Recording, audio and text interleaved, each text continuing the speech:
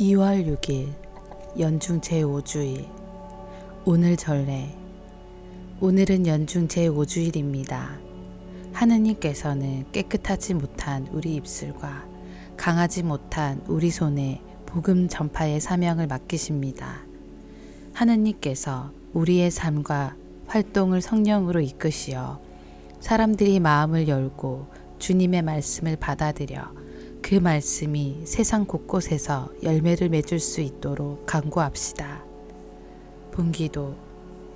주님, 주님의 가족을 자애로이 지켜주시고 천상 은총만을 바라는 저희를 끊임없이 보호해 주소서. 성부와 성령과 함께 천주로서 영원히 살아계시며 다스리시는 성자 우리 주 예수 그리스도를 통하여 비나이다. 말씀의 초대. 만군의 주님께서 내가 누구를 보낼까 하시자 이사야 예언자는 제가 있지 않습니까? 저를 보내십시오 하고 아랜다. 바오로 사도는 코린토인들에게 그가 이미 전한 복음을 상기시킨다.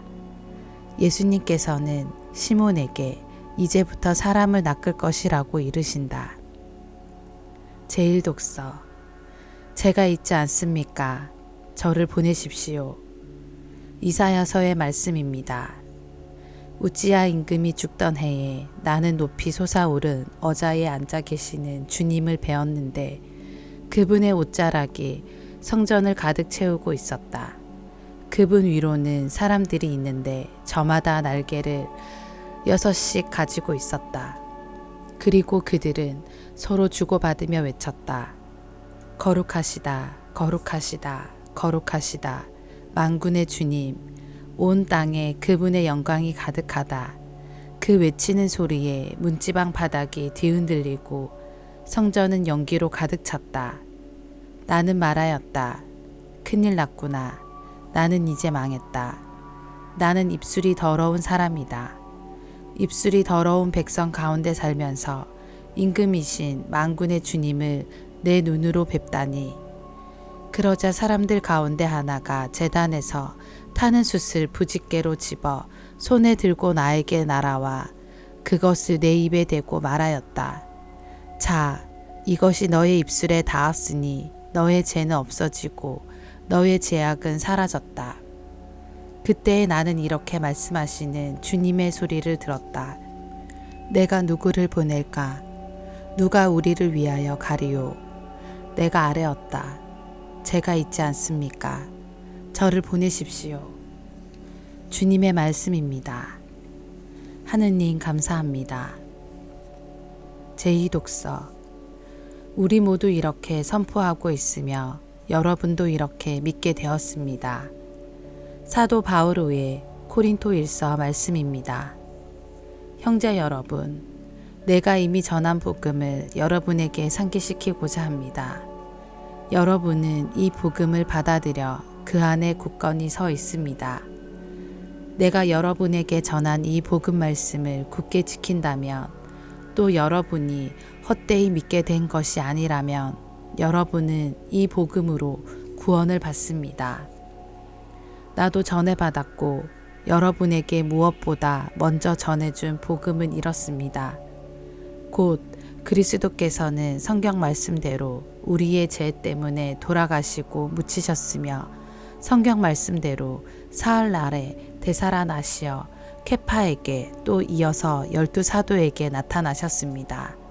그 다음에는 한 번에 500명이 넘는 형제들에게 나타나셨는데 그 가운데 덜어는 이미 세상을 떠났지만 대부분은 아직도 살아 있습니다.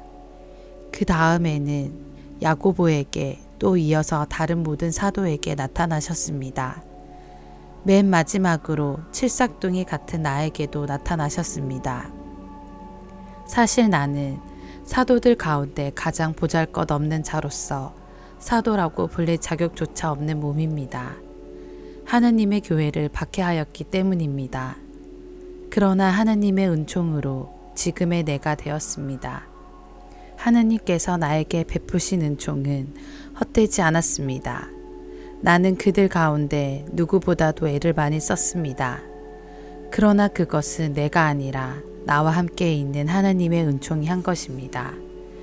그리하여 나나 그들이나 우리 모두 이렇게 선포하고 있으며 여러분도 이렇게 믿게 되었습니다. 주님의 말씀입니다. 하느님 감사합니다. 복음. 그들은 모든 것을 버리고 예수님을 따랐다. 루카가 전한 거룩한 복음입니다. 예수님께서 겟네사렛 호숫가에 서 계시고 군중은 그분께 몰려들어 하느님의 말씀을 듣고 있을 때였다. 그분께서는 호숫가에 대어 놓은 배 두 척을 보셨다. 어부들은 거기에서 내려 그물을 싣고 있었다. 예수님께서는 그 두 배 가운데 시몬의 배에 오르시어 그에게 못에서 조금 저어 나가달라고 부탁하신 다음 그 배에 앉으시어 군중을 가르치셨다. 예수님께서 말씀을 마치시고 나서 시몬에게 이르셨다. 깊은 데로 저어 나가서 그물을 내려 고기를 잡아라. 시몬이 스승님, 저희가 밤새도록 애썼지만 한 마리도 잡지 못하였습니다. 그러나 스승님의 말씀대로 제가 그물을 내리겠습니다. 하고 대답하였다. 그렇게 하자 그들은 그물이 찢어질 만큼 매우 많은 물고기를 잡게 되었다. 그래서 다른 배에 있는 동료들에게 손짓하여 와서 도와달라고 하였다. 동료들이 와서 고기를 두 배에 가득 채우니 배가 가라앉을 지경이 되었다. 시몬 베드로가 그것을 보고 예수님의 무릎 앞에 엎드려 말하였다. 주님, 저에게서 떠나 주십시오. 저는 죄 많은 사람입니다. 사실 베드로도 그와 함께 있던 이들도 모두 자기들이 잡은 그 많은 고기를 보고 몹시 놀랐던 것이다. 시몬의 동업자인 제베데오의 두 아들 야고보와 요한도 그러하였다. 예수님께서 시몬에게 이르셨다. 두려워하지 마라. 이제부터 너는 사람을 낚을 것이다. 그들은 배를 저어다 무채되어 놓은 다음 모든 것을 버리고 예수님을 따랐다. 주님의 말씀입니다. 그리스도님 찬미합니다. 오늘의 묵상. 오늘 독서와 복음에 나오는 인물들은 하나같이 보잘것없는 처지에 놓여 있었지만 오로지 하느님의 은총으로 선택되어 특별한 소명을 부여받은 사람들입니다. 제1독서에서 자신을 입술이 더러운 사람으로 묘사한 이사야는 수체 정화로 새로워져 하느님의 말씀을 전하는 거룩한 입술을 지니게 됩니다. 제2독서에서 바오로는 과거에 교회를 박해하던 자신의 처지가 오로지 하느님의 은총으로 완전히 뒤바뀌어 이제는 당당히 복음을 전하는 사도가 되었음을 고백합니다.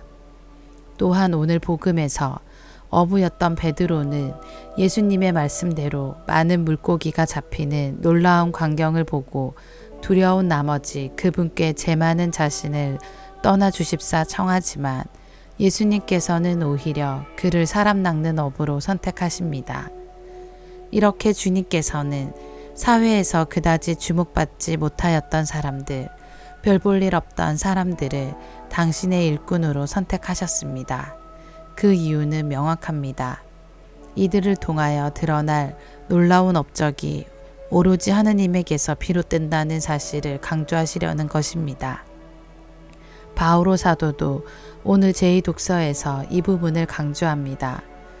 그것은 내가 아니라 나와 함께 있는 하느님의 은총이 한 것입니다. 사실 저에게도 모든 것이 은총이었습니다. 주님께서는 당신의 거룩한 사제가 되기에 한없이 부족한 저를 부르시고 당신의 일꾼으로 삼으셨습니다. 그런데 지난 날들을 떠올려 보면 저의 사제 직무를 통하여 이루신 그분의 놀라우신 업적이 마치 제게서 비롯된 것인 양 착각했던 때가 많았던 것 같습니다. 이는 교회 공동체를 위하여 봉사하는 모든 구성원에게도 자주 찾아올 수 있는 유혹이 아닐까 싶습니다. 그러므로 스스로에게 늘 질문해 보아야 하겠습니다. 과연 나는 누구의 일을 하고 있으며 그 영광을 누구에게 돌리고 있는가?